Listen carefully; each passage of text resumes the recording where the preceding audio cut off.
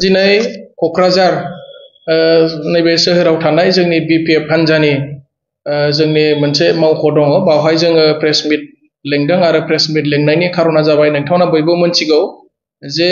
news मिडियायाव नुजाबाय थादों बड'लेण्ड इउनिभार्सिटिनि आन्दाराव थानाय जोंनि 33टा कलेज बेनि नाम ओंखारदों आरो बावहाय 4 कौटि थाखानि मोनसे लेखानि साप्लाइनि खामानि आरो बे खामानिखौ साब्रै माने क'क्राझारनि जेडि रडनि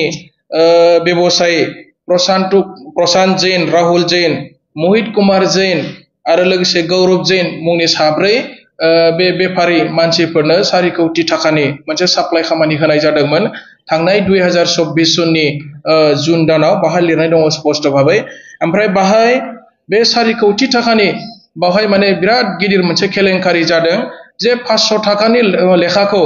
पाइरेसि खालामनानै 15,000 थाखायाव माने बायनाय खोन्थादों माने गांसे लेखायावनो 14,500 थाखा माने बिथांमोना केलेंकारि खालामदों दा बिनि थाखाय आरो बावहाय माखासे अफिसारफ्रा इनभल्भ दङ होननानै मोनसे दिल्लीनि सासे बिजय कुमार गौर मुंनि सासे ससियेल एक्टिभिस्ट बिथाङा बावहाय कर्ट एफिडेभिट खालामदों आरो बावहाय बे अफिसारफोरनि मुंखौबो बिथां मुंख'नानै होदों जे जोंनि बिटिसिनि एडुकेशननि डाइरेक्टर माने बिथां ब्रह्म दङ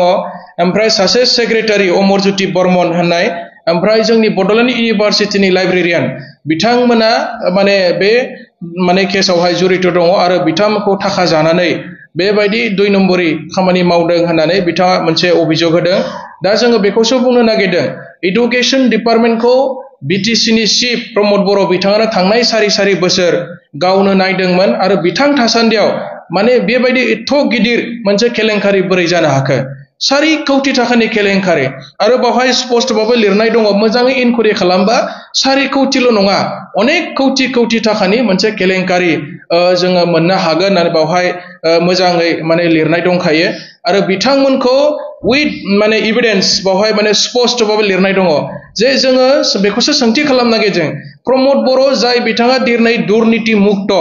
माने थाखा फैसा जायालासिनो बिराद मोजां रोखोमै सरकार सालायदों जाय बिथाङा गावनो दाबिनानै लाबाय थायो दा नोंथांनि बे सरकार सालायनाय समाव एथबां गिदिर जोंनि स्टुडेन्टफोरनि जि माने फिउचार जोंनि केरियार बेखौ लानानै मानो बेबायदि खेला गेलेदों दा नोंथाङा जुदि सरकारखौ सालायनो हानायनि जुदि केपासिटि गैयाबा इमिडिएट प्रमद बर' बिथाङा चिफनिफ्राय रिजाइन होनांगौ जोङो दाबि खालामदों जोंनि फरायसाफोरनि फिउचारखौ लानानै बेबायदि दा गेलेथों एडुकेशन डिपार्टमेन्टनि एथबां माने गिदिर एमाउन्टखौ लानानै बेबायदि केलेंकारि खालामनायखौ जोङो मालाबाबो सहायनो हानाय नङा आरो बिथांमोननि सायाव दासिमबो प्रमद बर'आ मा एक्शन लागोन बेनि बागै बिथाङा जेबो फंसेबो माने खोथा बुङाखै जाय अफिसारफ्रा बाहाय इनभल्भ दङ बिथांमोननि सायाव आयेननि बेबस्था लानांगौ आरो इमिडिएटलि बिथांमोनखौ माने पानिशमेन्ट होनायनि आयेननि गेजेरजों पानिशमेन्ट होनायनि थाखाय बेबस्था लानो थाखाय जों आसामनि chief minister doctor Hemant Biswa Sharma सारखौ जोङो गुरै खावलायदों जाहाथे एडुकेशन डिपार्टमेन्टआव बेबायदि दुर्नीति आरो मालाबाबो दाजाथों आरो जोंनि बिटिसिआव बेबायदि दुर्नीतिखौ जोङो माने माब्लाबाबो सहायनो हानाय नङा माने जोंनि फरायसा फरायसुलिनि भबिष्यतआ बाहाय जड़ित जानानै दङ जोंनि गोबां दुखिया दरिद्र छात्र छात्रीफोरा माने थाखानि अभाबाव रांनि अभाबाव एडमिशन लानोनो हाबावा किन्तु जोङो दिनै मा नुदों जोङो दिनै नुदों 500 थाखानि लेखा गांसेखौ पाइरेसि खालामनानै माने 15,000 थाखायाव फाननाय बेबायदि जोंनि एडुकेशन डिपार्टमेन्टआव बिराद गिदिर माने बेपार मोनसे सोलिगासिनो दङ दुर्नीति मोनसे सोलिगासिनो दङ दा बेखौ लानानै जोङो